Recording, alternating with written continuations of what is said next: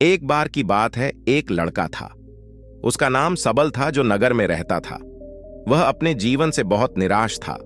उनकी निराशा का कारण यह था कि वह अब तक अपने जीवन में कुछ नहीं कर रहा था। उसके माता पिता उसे ताने मारते थे कि आपके सभी मित्र कुछ न कुछ कर रहे हैं, लेकिन आप अभी भी घर बैठे हैं। दोस्तों के बीच भी अक्सर उनका मजाक उड़ाया जाता था। वह कहीं जाता तो लोग उससे पूछते कि आप क्या कर रहे हैं। उसे यह बताने में भी शर्म आ रही थी। वह कुछ नहीं कर रहा था।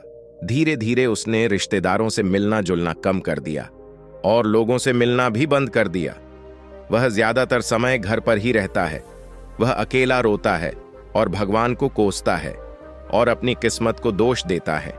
अब उसे अपना जीवन बोझ लगने लगा था। कभी कभी वह सोचता कि कब वह कुछ करने के योग्य बनेगा, और फिर वह सोचता कि जिंदा रहने से अच्छा मर जाना बेहतर है। एक दिन वह अपने नगर की एक गली से गुजर रहा था। तभी उसने देखा कि एक उपदेशक एक और परेशानियों पर उपदेश दे रहे हैं। वह भी उसी भीड़ में सबसे पीछे बैठ गया और गुरु के प्रवचन सुनने लगा। उपदेशक कह रहे थे, दुख एक शिक्षक की तरह है जो हमें जीवन की सच्चाई दिखाता है और हमें जीने का सही तरीका सिखाता है। आप चाहें तो जिंदगी जीना भी सीख सकते हैं। गुरुजी उपदेश दे रहे थे कि तुम चाहो तो कुछ भी हासिल कर सकते हो, और अगर चाहो तो एक कोने में बैठकर रो सकते हो। इन सभी बातों को सबल ध्यान से सुन रहा था, लेकिन शिक्षक की यह बातें पसंद नहीं आई। उसने खड़े होकर कहा कि कुछ भी सिखाने से 2 आंख दूर नहीं होता। इसमें केवल दर्द होता है। दुख की पीड़ा अनंत है। ऐसा लगता है कि इसके बाद कुछ होने वाला नहीं है। इससे कुछ भी फर्क नहीं पड़ता है। इसके सामने तो मौत भी छोटी लगती है। उपदेशक ने कहा, फिर तुम्हारा दुख क्या है? सबल ने उनके सामने अपनी सारी व्यथा सुनाई और पूछा, मेरे दुख का कोई उपाय है? तुम्हारे पास? यह सुनकर शिक्षक मुस्कुराए और बोले, तुम उस दिन मेरे पास आओ जब आपके जीवन में वास्तविक दर्द हो। मैं आपकी समस्या का समाधान अवश्य करूंगा। यह कहकर गुरु वहां से चला गए। सबल ने सोचा, कहीं मेरा दुख नकली तो नहीं है?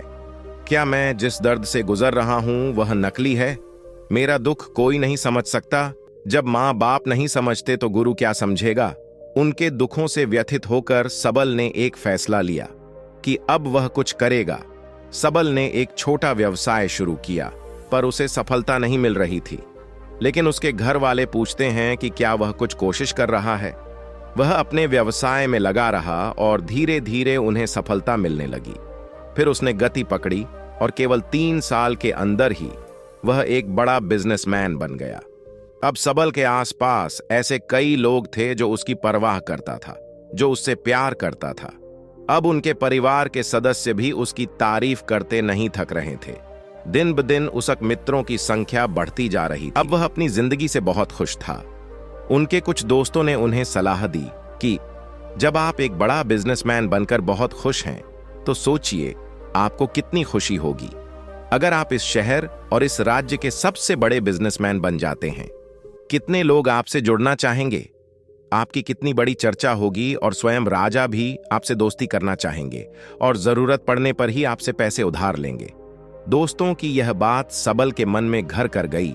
अब वह और पैसे कमाने की कोशिश करने लगा, लेकिन उसे यह सब बहुत ही जल्दी चाहिए था। वह समय बर्बाद नहीं करना चाहता था। उनका अधिकांश समय इन चीजों को प्राप्त करने में घलाने लगा। इसलिए वह ऐसे काम करने लगा जो सही नहीं था। उसने बड़ा उधार लेना शुरू कर दिया। उसके दोस्तों से पैसे की मात्रा और अधिक मुनाफा कमाने के लालच में वह अपने माल में मिलावट करने लगा। उसने अन्य व्यापारियों के खिलाफ भी साजिश रची और उन्हें डराया धमकाया। जैसा उसके दोस्त कहते थे वैसा ही करता था। वह इन तरीकों से ज्यादा पैसा कमा रहा था, पर अब उसके जीवन में पहले जैसा चयन न था।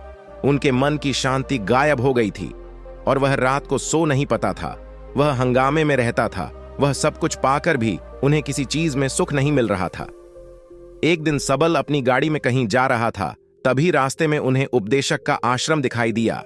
वह रुका और गुरु के पास जाकर बोला, संत, आपने मुझे अपने पास आने के लिए कहा था जब मेरे जीवन में सच्चा दुख आता है। अब मैं बहुत दुखी हूं कि मेरी नींद हराम हो गई है। मुझे कहीं भी शांति नहीं मिल रही है। इस प्रकार सबल ने अपनी सारी समस्याएं गुरु को बता दी। गुरु ने कहा, जब तुम पहली बार मुझसे मिलने आए थे तब भी तुम किसी दुख में थे। आपने उस दर्द से क्या सीखा? सबल ने कहा कि सिर्फ सोचने और चिंता करने से कुछ नहीं होता। आपकी दृष्टि को सच करने के लिए यह कार्रवाई करता है, और सिर्फ काम करने से कुछ नहीं होता, परिणाम भी मिलना चाहिए।